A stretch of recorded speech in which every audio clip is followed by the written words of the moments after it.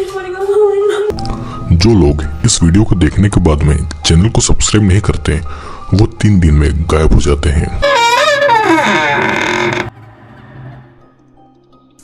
Hello दोस्तों, I hope आप सभी लोग ठीक होंगे। तो आज मैं आपके लिए लेकर आया हूँ एक रियल इंसिडेंट पर बेस्ड मूवी जिसका नाम है ईडन। ये एक रियल इंसिडेंट पर बेस्ड मूवी है। तो आप अगर चैनल पर नए हैं, उस चैनल को सब्सक्राइब नहीं किया है तो अभी चैनल को सब्सक्राइब करके बेल नोटिफिकेशन ऑल कर लीजिए।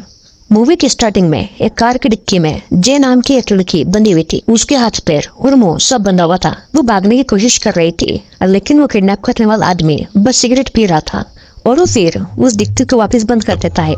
अब मूवी इस इंसिडेंट के एक दिन पहले आती है।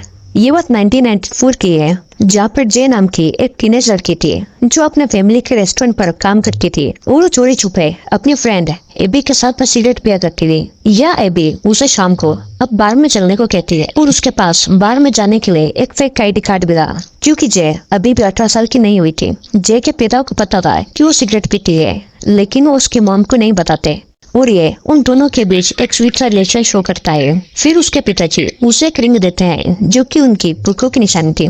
अब रात को एबी और जे अपनी फेक आईडी से बार में जाते हैं, क्योंकि जे 18 साल की नहीं हुई थी और ये सब उसके लिए एक नया एक्सपीरियंस था। वहाँ पर दोनों शॉट्स लेते हैं। टेन एबी की नजर एक चार्मिंग लड़के पर पड़ती है जो कि फायर फाइटर की ड्रेस पहने हुआ था और वो उसके लिए ड्रिंक ऑफर करता है। जिसके बाद दोनों में बातचीत होती है और एबी दोनों को बात करने के लिए अकेला छोड़ जाती है। फिर अब ये लड़का जे को घर तक छोड़ने के लिए राइड ऑफर कर रहा था। दोनों कार से जे के घर की ओर जाते हैं, लेकिन जे के घर पहुंचने से पहले ही ये लड़का गाड़ी को बीच में रोक देता है और वो जे को किस करने लगता है। जे को ये पसंद नहीं आता और ये फायर फाइटर है उस कार से उतरकर पीछे वाले कार में बैठे किसी आदमी से बात करने के लिए जाता है, जो कि जे को बड़ा अजीब लगता है। और वो देखती है कि जिस कार में वो बैठी है उसमें उस लड़के की बहुत सारी यूनिफॉर्म है जो कि नकली है और वो भागने की कोशिश करती है। एंड देन जल्दी ही वो आदमी उसे पकड़ लेता है और अचानक सब ब्लैंक हो जाता है। सीन कट होकर एक पुलिस ऑफिसर बॉब पर आता है जो कि किसी फार्म में जा रहा था। वहाँ पर 2 ऑफिसर पहले थे और उन्हें एक लड़की की डेड बॉडी मिली थी। उस लड़की के पैर में एक ट्रैकर भी था और पुलिस इन्वेस्टिगेशन आगे नहीं बढ़ पाए, इसलिए बॉब वहाँ मौजूद दोनों को मार डालता है। सीन फिर से जे पर आता है जो कि अब एक ट्रक में बैठी हुई थी और वहाँ पर और भी कई सारी लड़कियां थी। उसे नहीं पता था कि उसके साथ क्या होने वाला है। ट्रक एक जगह आकर रुकता है जहाँ एक आदमी उसे खींचकर बाहर निकलता है। वो अब एक ऑपरेशन थिएटर में थी जहाँ पर एक बुरी नर्स आती है जो कि जे को एक इंजेक्शन लगाती है और जे बस डर के मारे चिल्ला रही थी।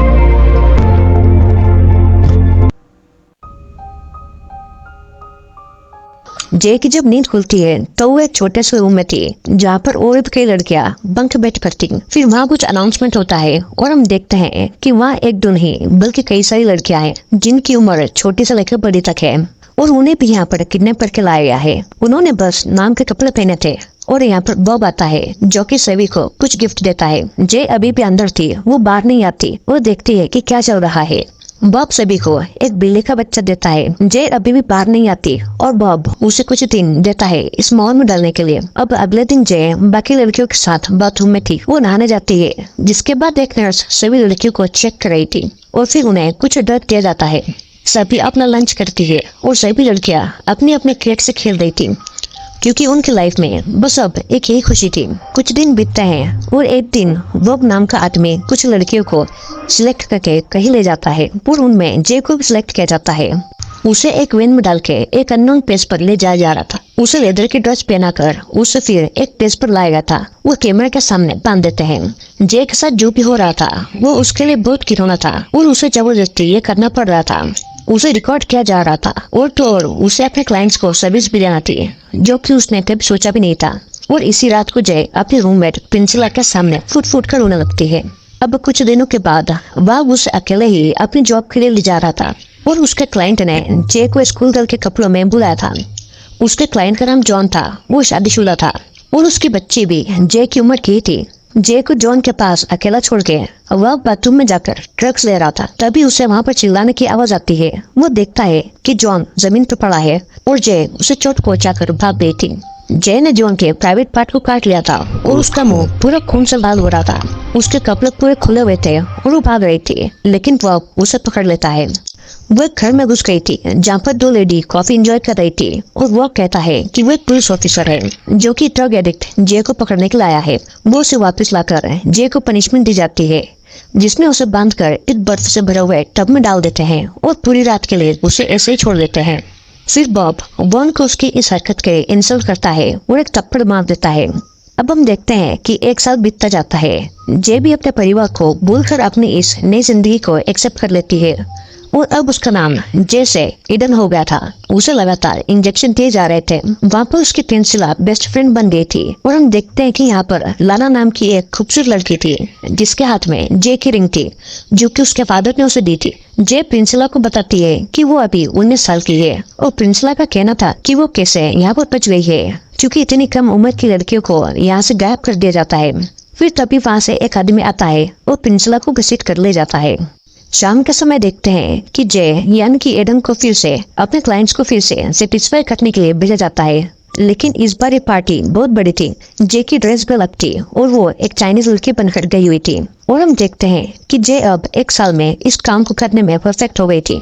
अब वापस लौटते समय ईडन वैन में अपने हील्स को तोड़ के छुपा लेती है। ईडन जब रूम में आती है तो देखते हैं कि प्रिंसिला कहीं नहीं दिख रही थी, शायद उसे भी मार कर फेंक दिया गया होगा। ईडन रात को अपनी छुपाई हुई सैंडल निकालकर लाना पर अटैक कर देती है और उससे अपने डेड की दी हुई रिंग वापस ले लेती है। वहाँ पर गार्ड्स आते हैं और उन्हें छुड़ाते हैं। फिर वॉन ईडन को खींचकर दूसरे कमरे में ले जाता है और वो ईडन से इम्प्रेस हो गया था। वो उसे पनिशमेंट के रूप में ईडन को अपने रिंग निकलने के लिए बोलता है और ठीक ईडन को मजबूरी में ऐसा करना पड़ता है। वॉक को लग रहा था कि ईडन अपनी एज से ज्यादा स्ट्रॉन्ग है और ईडन उसके सिंपैथी के लिए रोने लगती है और कहती है कि बाकी की लड़कियां वॉक के पीठ पीछे उसे कुछ भी बोलती है कि वो बस यहाँ पर एक नौकर है। ईडन उसे फंसाना चाह रही थी लेकिन वो नहीं फंसता। अब कुछ दिनों के बाद ईडन को बाकी लड़कियों के साथ एक पार्टी में ले जाया जाता है जहाँ पर उन्हें सर्विस देना थी। पार्टी खत्म होने के बाद वॉन होस्टर से पेमेंट मांगता है और वो होस्ट उसे कुछ पैसे काटने को कहता है। दोनों में कहा सुनी होती है और वॉग अपनी गन से उसे डराकर बाकी का पेमेंट ले लेता है। रात के समय ईडन टॉयलेट जाती है जहाँ से वो अपनी रिंग को निकालती है जो कि वॉग के कहने पर उसने निकल ली थी, जिसे धोकर वो वापस पहन लेती है क्योंकि इसी से उसे अपनी पुरानी लाइफ और पेरेंट के बारे में पता था। धीरे धीरे ईडन के लिए सब कुछ बदल रहा था। वो उसे क्लाइंट के पास न भेजकर खुद अपने घर ले जाता था जहाँ पर वो उससे सफाई करवाता है। उसे वॉन के बचपन की फोटो मिलती है और साथ में वो आदमी भी था जिसने ईडन यानी कि जे को फंसाया था। जहाँ पर सभी गर्ल्स को रखा गया था वो एक बड़ा सा वेयर हाउस था और वहाँ पर उनसे प्रोस्टिट्यूशन का काम करवाया जाता था। लाना वो कस्टमर के कॉल्स अटेंड करने की जॉब मिली थी लेकिन वो आकर अब ईडन को वो काम दे देता है जिससे कि लाना गुस्सा होती है। वो सब समझ रहे थे कि वो ईडन के करीब आ रहा है। ईडन अपना काम बहुत अच्छे से करती है ताकि वो उसका विश्वास जीत सके। और इधर हम देखते हैं कि बॉब एक सेमिनार में है और वो ह्यूमन ट्रैफिकिंग और ड्रग के ऊपर स्पीच दे रहा है जिसके बाद में एक ऑफिसर उसे मिलता है जो कि ह्यूमन ट्रैफिकिंग पर ही काम कर रहा था। वो बॉब से उस केस के बारे में पूछता है जब तो पुलिस ऑफिसर को मार दिया गया था जो कि असल में बॉब नहीं किया था और वहाँ पर मिली उस लड़की के पैर में टैकर था जिससे कि असली गुनहगार तक पहुंचा जा सकता था। और ये सब सुनने के बाद में बॉब को समझ आ गया था कि अब उसके लिए मुश्किल और बढ़ने वाली है। यहाँ पर वॉग ईडन को अपने साथ कहीं ले जाता है जहाँ पर बॉब उसका इंतजार कर रहा था। वॉग की वैन में से 2 लाशें भी थी जिन्हें वो ठिकाने लगाने के लिए लाया था और इनमें से एक लाना की लाश थी। वो उसे बीच लेक में लाकर पानी में डाल देते हैं और एक बार फिर बॉब वॉग की इंसल्ट करता है जिससे गुस्से में आकर वो बॉब को पीछे से अटैक करता है और मार डालता है और बॉब की भी डेड बॉडी को ठिकाने लगा देता है। अब कुछ दिन के बाद वो ईडन को एक अनजाने घर ले जाता है जाके लोगों को पता था कि उन्होंने बॉब के साथ क्या किया है। ईडन को अब वॉशरूम जाना था और वो अंदर जाकर देखती है कि उस घर में एक छोटा सा ऑपरेशन थिएटर था। ईडन को वहाँ पर एक रूम का दरवाजा भी खुला हुआ दिखता है जिसके अंदर प्रिंसिला थी और वो प्रेग्नेंट थी। प्रिंसिला को वहाँ पर कुछ महीनों पहले लाया गया था लेकिन ईडन को नहीं पता चल रहा था कि प्रिंसिला को ऐसे यहाँ पर क्यों रखा गया है। जब प्रिंसिला चिल्लाने की कोशिश करती है तो ईडन उसे चुप रहने का कहकर बाहर चली जाती है जहाँ पर सभी न्यूज देख रहे थे जिसमें बॉब के बनने की खबर थी। लौटते समय ईडन ड्राइव कर रही थी और बॉब उससे पूछता है कि क्या उसने घर में कुछ देखा और वो उसे बस उस ऑपरेशन थिएटर के बारे में ही बताती है। बॉब को फिर भी कुछ अजीब लग रहा था। वो उसे कार रोकने को कहता है वो फिर वैन से एक लड़की को निकाल कर ईडन को उसे मारने को कहता है। वो ऐसा नहीं करने पर उसे खुद को मारना होगा। ईडन के पास कोई और रास्ता नहीं था और इसीलिए वो ट्रिगर दबा देती है, लेकिन असल में उस गन में बुलेट्स ही नहीं थी। बॉब बस ईडन के भरोसे की जांच कर रहा था। बॉब को मारने के बाद में सब कुछ बदल गया था। उस वेयरहाउस का ध्यान अब बॉब रखता था और वो अपने गार्ड्स को पनिशमेंट दे देता था। बॉब उस वेयरहाउस को कहीं और शिफ्ट कर रहा था क्योंकि पुलिस अब उन तक पहुंच सकती थी।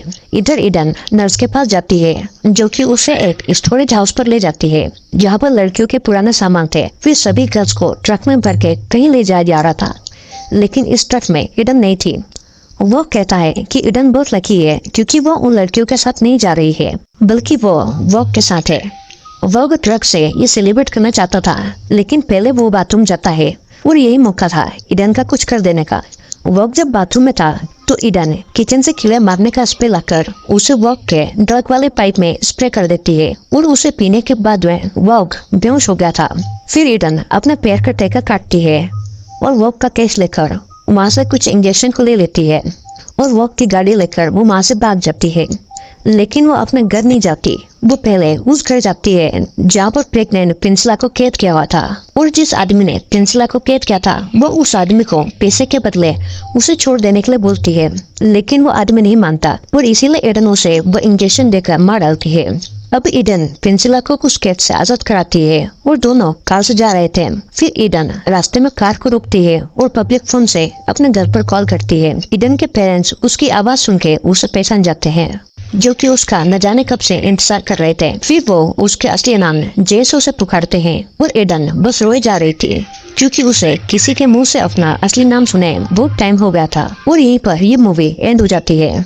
दोस्तों, असल में ये मूवी जॉन किम की लाइफ पर बेस्ड है, जो कि असली जय है। किम साउथ कोरिया में पैदा हुई थी और उसे यूएसए से किडनैप कर लिया गया था। जॉन किम आज एक एक्टिविस्ट है और ह्यूमन ट्रैफिकिंग के अगेंस्ट काम करती है। दोस्तों, किम तो बच गई थी, लेकिन बाकी लड़कियों के साथ में क्या हुआ सोचने वाली बात है। और ये इंडिया और बाकी देशों में भी रोज होता है। दोस्तों, I hope you like the video अच्छा लगा हो तो लाइक, शेयर और सब्सक्राइब करना ना भूलिएगा, क्योंकि मैं फिर आऊंगा एक और वीडियो को लेकर।